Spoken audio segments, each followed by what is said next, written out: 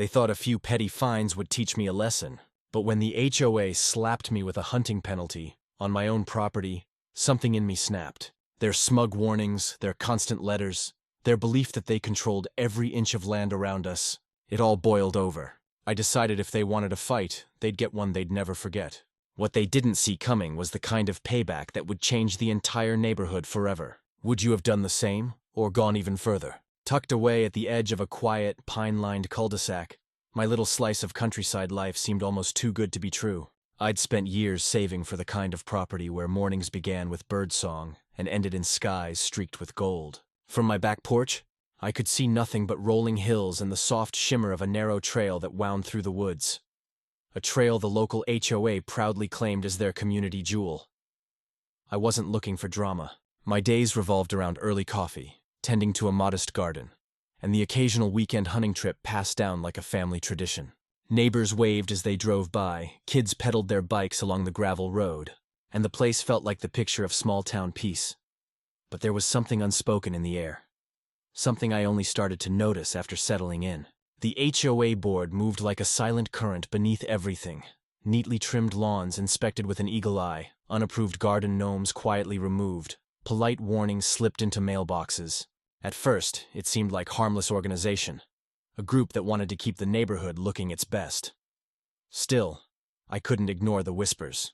At the monthly potlucks, when conversation turned to board rules, people lowered their voices. The trail, that peaceful ribbon through the woods, came up often. Its upkeep, its access, and who really owned it. Neighbors shrugged, then quickly changed topics, as though even talking about it too loudly might invite trouble. I brushed it off, convincing myself it was just local gossip. After all, I wasn't the type to stir the pot. But looking back now, those early murmurs were more than idle chatter. They were the first faint rumble of a storm I never saw coming. At first, the letters came like a slow drip, an occasional envelope from the HOA, stamped with their stiff logo and the kind of polite phrasing that almost disguised the threat beneath. The first one claimed my shed door paint was not in harmony with the neighborhood palette. I shrugged it off. The door was a muted forest green, nearly the same as the pine needles that carpeted the trail behind my house, but apparently it clashed with their approved woodland moss. A week later came another letter, this time a friendly reminder about the length of my grass. It hadn't even reached my ankle. That one carried a subtle warning. Failure to comply could result in a fine. I'd heard the rumors, of course, stories of people fined for hanging wind chimes or planting unapproved flowers, but it all seemed exaggerated until it landed in my mailbox. Soon, the HOA's presence began to feel less like a neighborly group and more like an invisible warden watching my every move. Still, I tried to keep my cool. I repainted the shed door with their exact paint code. I mowed the grass twice in the same week, though it hardly needed it. But each time I adjusted, the bar seemed to move. They began citing me for noise disturbances, though the only sounds came from the crackle of my fire pit and the occasional rustle of wildlife after dark. Then came the notice that would ignite everything. The HOA accused me of hunting on my own land without their written clearance. Hunting had been part of my family, tradition long before this neighborhood existed. The woods behind my house stretched for acres. Land that belonged to me, not the HOA, and certainly not anyone on the board. Yet they claimed it violated a vague bylaw about dangerous recreational activities. The fine wasn't just a slap on the wrist. It was a heavy penalty, one that felt less like a warning and more like a deliberate attack. And tucked inside the letter was a veiled threat. Repeat violations could result in legal action, even the possibility of restricting access to community-maintained property. Something inside me tightened. This wasn't about safety. It was control. I went to the next HOA meeting determined to clear the air. But when I arrived, the conference room smelled of fresh coffee and quiet smugness. The board members sat behind a long folding table like judges at a tribunal. I barely finished my explanation before the president, a woman with a crisp blazer and a smile that never reached her eyes, cut me off. "The rules exist to protect everyone," she said, her tone syrupy and final. "If you can't abide by them, perhaps this isn't the right community for you." The room hummed with the sound of neighbors avoiding eye contact. I left with my hands clenched, my heart hammering. They weren't just enforcing rules. They were daring me to push back. Within days, the pressure escalated. Random inspections of my property, anonymous complaints about unruly wildlife near my yard, a notice suggesting that my firewood stack was a pest hazard. It was as if they'd made me their personal project. Every envelope in my mailbox became a spark of dread. And with each new complaint, my frustration sharpened into something else. Determination. I started documenting everything. Dates, photographs, every ridiculous letter. I researched property laws, combed through the HOA's own charter, and dug into county records late into the night. And there, buried among decades-old filings, I found something the board either hadn't noticed or hoped no one else would.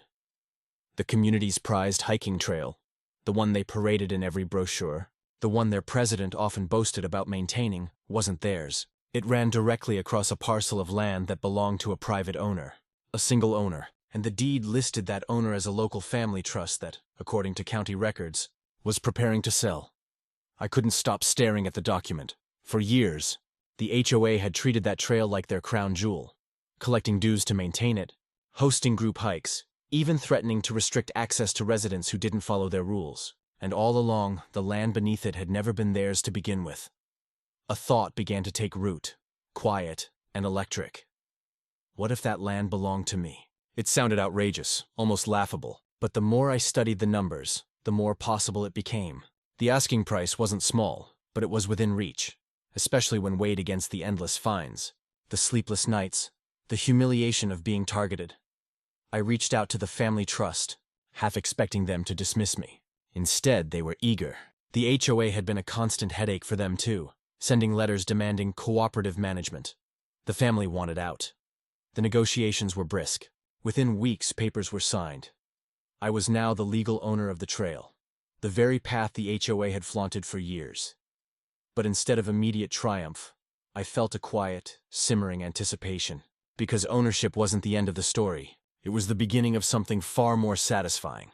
When the HOA president discovered the change, it wasn't from me. It came from the county notice that officially transferred the deed. I can only imagine her face when she realized that every hiking event, every guided walk, every boast about our community trail had just been undone with a single signature.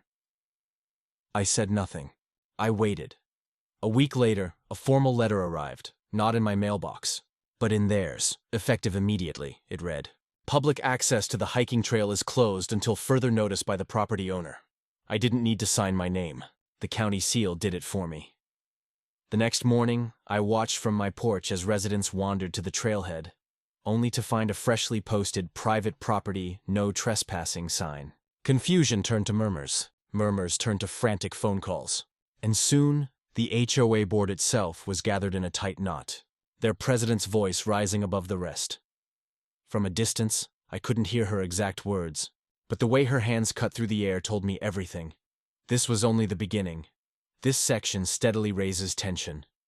Each HOA move grows bolder. The homeowner's resolve hardens, and the discovery of the trail's true ownership sets up a dramatic payoff. Would you like the next section, the climax, to hit with legal fireworks, a public confrontation, or a quieter but more devastating humiliation for the HOA? The morning of the HOA's next general meeting carried the sharp bite of early autumn. A thin mist curled across the neighborhood as if the air itself was holding its breath. From my porch, I could hear the trail's emptiness. No chatter of hikers, no clatter of walking sticks on gravel. Just a silence that seemed to press against every house. The new private property, no trespassing signs had been standing for a week, and the unease they created had rippled through the community like a slow-moving storm. The board had called an emergency meeting. Their flyers, stuffed into every mailbox with the urgency of a final summons, announced critical discussion regarding trail access. The words reeked of panic. I arrived early, not to gloat but to watch. The community hall was already buzzing when I stepped inside. Neighbors huddled in clusters, their voices low and anxious. For years the trail had been their shared escape. Morning joggers, weekend walkers, kids collecting pine cones. Now it was locked away, and the people they had trusted to safeguard it were scrambling. At the front of the room, the HOA president sat rigidly in her chair, her blazer a perfect shade of municipal gray. To her right, the treasurer fiddled with a stack of papers. Their smiles, usually so effortless, looked more like masks stretched too thin. The meeting opened with forced pleasantries, but the president's voice carried a brittle edge as she recited the agenda. Item 1, Land Access Crisis. The words hung like a challenge. She launched into a speech about community spirit and unforeseen complications with the trail's management. Her phrasing carefully avoided admitting fault. Yet the tremor in her voice betrayed the truth. They had been blindsided. Then came the questions. One by one, residents rose from their folding chairs, their frustrations spilling into the open. "How could you let this happen?" an elderly man demanded, gripping the back of his seat. "You said the trail belonged to the association," a young mother added, her voice cracking. Each question tightened the president's jaw. She replied with a rehearsed calm, blaming legal ambiguities and unexpected ownership disputes. But the room wasn't buying it. I stayed silent, letting their anger build. Finally, someone asked the question that shifted every eye toward me. "Who owns it now?" The president hesitated, her gaze sweeping the room before landing on me like a spotlight. "The property," she said, her words clipped, "was recently purchased by a private individual." Murmurs swelled. All at once, the quiet tension of the past weeks sharpened into something electric. I stood, not a grand gesture, just enough to meet the collective stare of my neighbors. "That private individual," I said, my voice carrying over the hush, "is me." The effect was instantaneous. A ripple of disbelief, a few audible gasps. The president's carefully composed face cracked, just for a heartbeat. A flash of something between fury and fear.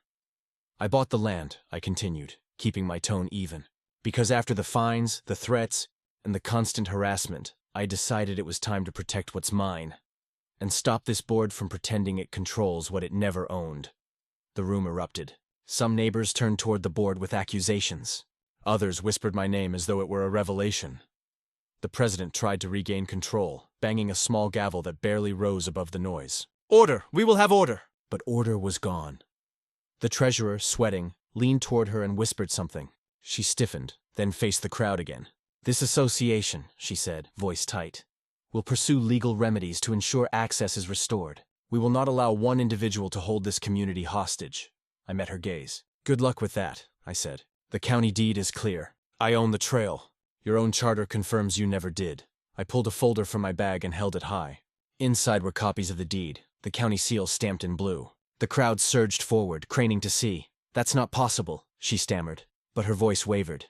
"It's already done," I replied, "and until the HOA respects the boundaries of actual property law, the trail remains closed." Silence followed, heavy and unyielding. For years, the board had ruled through quiet intimidation. Letters slipped into mailboxes, fines issued without debate, rules enforced without question. But in that moment, their power cracked like thin ice. The room no longer looked at them with deference. They looked at them with something closer to contempt.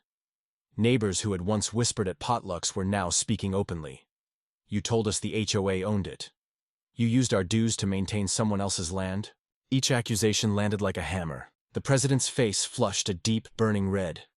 I felt the months of frustration and humiliation drain away, replaced by a quiet, steady resolve. This wasn't just about the trail anymore. It was about exposing the fiction they'd built to keep everyone under their thumb. The president grasped the gavel again, but her voice cracked as she spoke. "This meeting is adjourned." No one moved. People kept talking, their voices rising over hers. Someone laughed, a short, sharp sound that cut through the tension. Another neighbor turned toward me and gave a slow nod. The board members gathered their papers in a flurry, their authority crumbling with every step. When they finally retreated from the hall, the door slammed behind them, echoing like the final note of a long, bitter song. I stood there, the folder still in my hand, as the room gradually quieted. For the first time since the fines began, I felt the weight lift. Not just from my shoulders, but from the entire neighborhood. A few residents approached me, their voices low but firm. "Thank you," one whispered. "You did what we all wanted to do," said another. I didn't smile. Not yet, because the fight wasn't entirely over. I knew the board would try to claw back control. Maybe they'd file suits, maybe they'd launch a smear campaign, but they couldn't rewrite the deed, and in that truth lay my final move. I left the hall as the sun began to sink behind the pines, the trail hidden in the gathering dusk. Somewhere in the distance, a single owl called, low and steady, like a quiet signal of victory. The board had drawn the battle lines. They thought they could cage me with their rules. But now, the very ground they claimed as theirs belonged to me, and the next chapter of this fight was only beginning.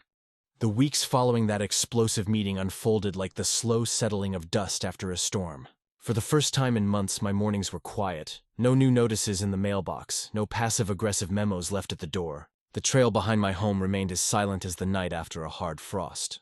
Where once there had been the sound of jogging feet and cheerful chatter, now only the wind moved through the pines, carrying the faint scent of dry needles and the promise of winter.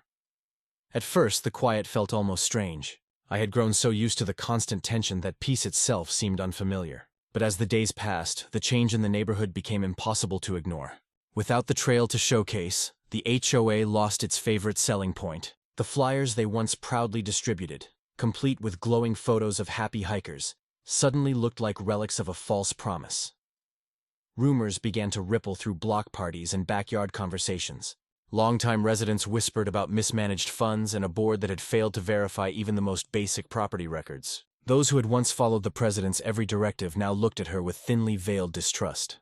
The air of unquestioned authority that had wrapped the board like an invisible cloak was gone.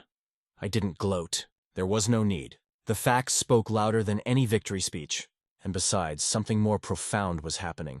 Something that felt bigger than my personal win.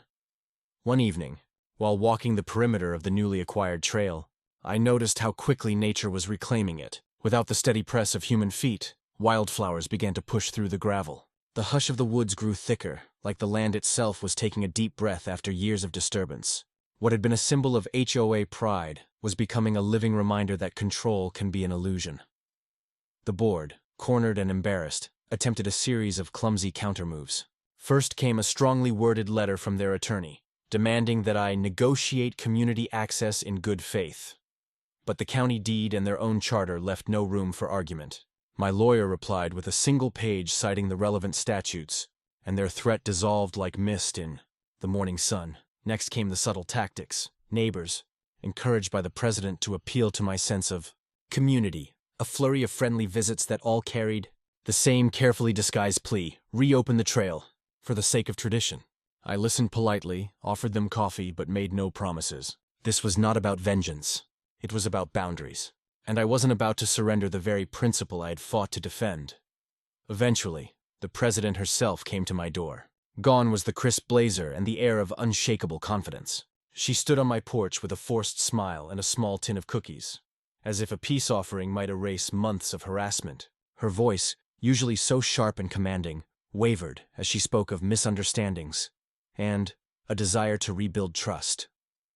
I thanked her for the cookies and closed the door without a single commitment. The power dynamic had shifted. The board that once lorded over every homeowner with the certainty of unchallenged authority now had to reckon with the limits of its reach. Months passed. The HOA elections arrived with an energy no one had seen in years. Residents who had long stayed silent stepped forward, demanding transparency and proposing reforms. The president, once unbeatable, found herself facing a slate of challengers galvanized by her missteps.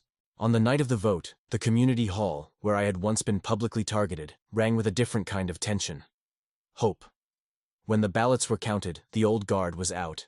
A new board, one that spoke openly about fairness and respect for individual property rights, took their place. The trail, still closed to public access, became more than a patch of woods. It became a symbol. Neighbors who once tiptoed around the board's authority began to speak freely. Conversations that had once carried the hush of caution now flowed with laughter and the easy candor of people no longer living under a quiet rule of fear. As for the trail, I chose a middle path. I didn't reopen it to the entire community, not yet, but I did invite small groups of neighbors to enjoy it as my guests. Families with children came to gather pine cones, birdwatchers brought their binoculars, and I even hosted a weekend nature walk for those who had been the most supportive during the fight. It wasn't about punishing the neighborhood. It was about making sure everyone understood that access was a privilege, not a right to be exploited by a board hungry for control. And for the first time, people respected that distinction. Personally, the victory changed more than my relationship with the HOA. It reshaped how I saw my own place in the world. I had spent years believing that peace came from avoiding conflict, from keeping my head down and hoping for the best. But the HOA's relentless campaign of fines and intimidation had forced me to learn a harder, more valuable lesson.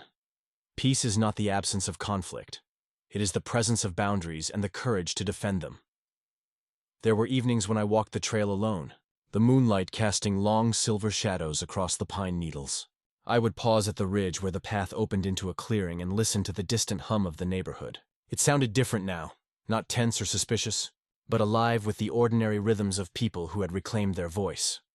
Occasionally, I'd spot the former president at a distance, walking her dog along the street. Our eyes would meet briefly, no words exchanged. There was no gloating in that glance, no lingering anger, just a quiet acknowledgement of a battle fought and a truth revealed. Authority is only as strong as the silence of those it governs.